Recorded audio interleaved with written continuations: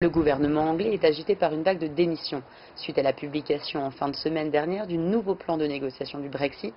La tentative de conciliation menée à Chequers par Theresa May n'a pas satisfait les partisans du hard Brexit, et l'avenir des ressortissants européens reste incertain.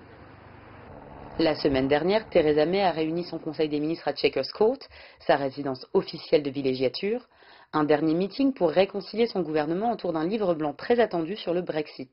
À la suite de ces discussions, 12 principes de négociation ont été publiés par le 10 Downing Street. Nous souhaitons créer une zone de libre-échange pour les biens industriels et agricoles entre le Royaume-Uni et l'Union européenne, régie par des règles communes. Cela permettra d'éviter des conflits commerciaux et de préserver les emplois. Cette proposition sera aussi bonne pour le Royaume-Uni que pour l'Europe.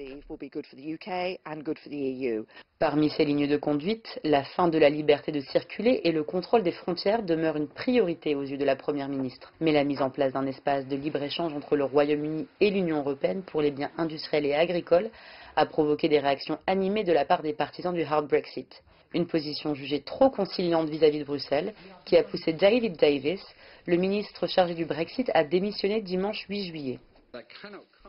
Mais cela ne devrait pas entamer l'intégrité constitutionnelle et économique du Royaume-Uni. Lundi 9 juillet, Dominic Raab, ministre du Logement, a été nommé secrétaire d'État à la sortie de l'Union européenne pour remplacer Mr Davis. Mais quelques heures plus tard, Boris Johnson, ministre des Affaires étrangères et ancien maire de Londres pro-Brexit, a également démissionné.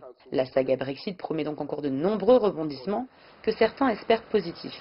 L'Angleterre va devoir se repositionner dans un environnement géopolitique et on pense que ça peut nous ouvrir des opportunités sur la Chine, sur le marché américain et peut-être aussi sur le marché africain. Sébastien Payet, PDG de Early Matrix, une agence de notation des startups dans l'innovation, est l'un d'eux. Ce Français, installé à Londres depuis 1 an et demi, travaille aux côtés de nombreux patrons.